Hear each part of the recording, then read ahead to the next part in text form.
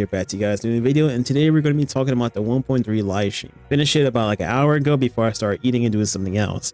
But I want to go over a few things that I feel like is really important and is really good for us to like talk about and discuss and just share openly.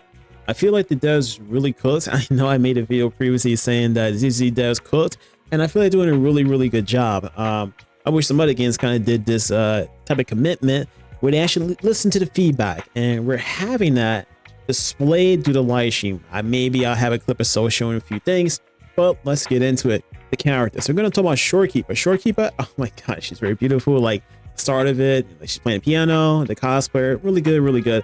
But she is a 5-star healer. She is also able to turn to a butterfly and pick up plants along the way. I suppose that when she's entering the butterfly form, she's gonna be moving a lot faster to the degree of health. It's like if you played Genshin, she is like the Nahida, but this time you're moving.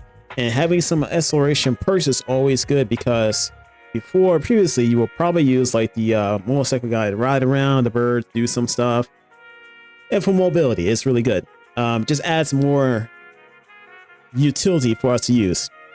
So, aside from that, besides her really cool animations, she is going to be a reflector or whatever it's called, like the, like the mage weapon. So, that's the downside of it. But she gets an exclusive buff with Rover in the party. So this gives us a reason to actually use Rover. I feel like Rover has been falling behind. I kind of just use Chang Li and Gen C, because they just do everything I need to do. Rover gameplay, I mean, it kind of gets over time, and then power creep just came out and just happened. And I feel like something else might happen in the future too. Who knows? But yeah, it just helps to make sure that our character isn't a forgotten character, just like the Echo that is designed for Rover herself. Oh, mine's just a girl. I keep saying her. So I feel like that mechanic also just gives us a reason to use the character for a prolonged period of time and not just become forgotten, because main character needs help all throughout time itself. Now the next character we're going to talk about is Youhu. So this character, really interesting. It'll be our first 4-star character. She seems to be a character that has DPS abilities, and maybe she's a little bit of a supporting character. Going on top of my head here, she utilized something I kind of wanted to have happen in Honkai Star Rail. A few months ago, I was going to talk about what type of characters and abilities I wanted to utilize and see in the game, like a little bit of RPG. So she's going to be using multiple weapons, and it's a little bit of an RNG factor what she pulls out. Like she had like a boomerang like weapon, she got the pot, maybe she might have a sword up in there, who knows. So it would feel like Chinchue if she had played Honkai Star Rail, maybe less punishing, of course.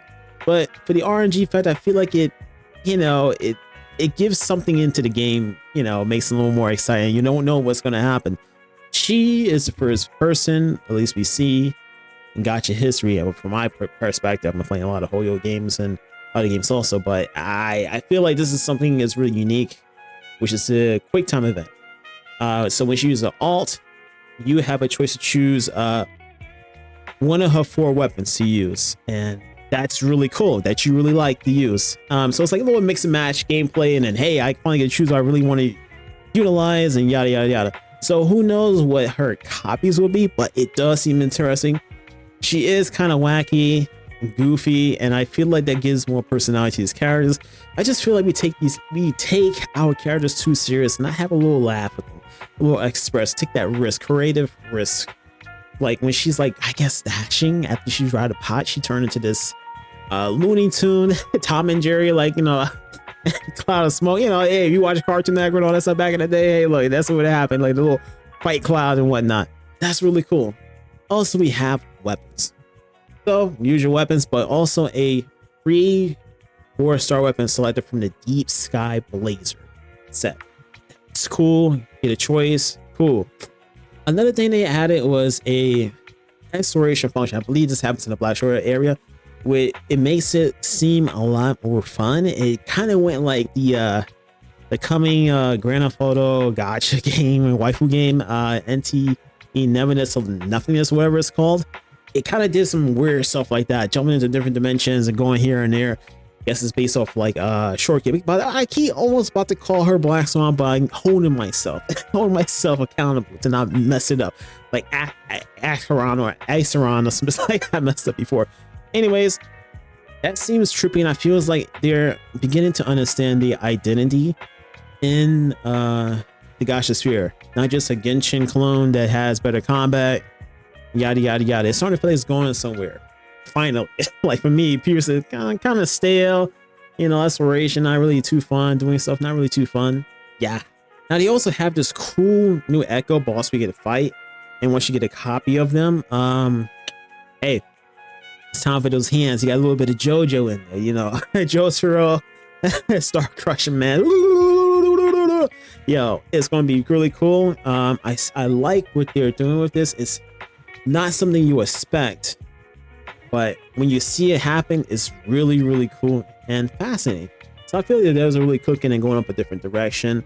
They understand where they want to go with the game, and maybe some players offer some feedback like that. They were like, oh, you know, we kind of feel this too. We're synchronizing right now. We feel it too.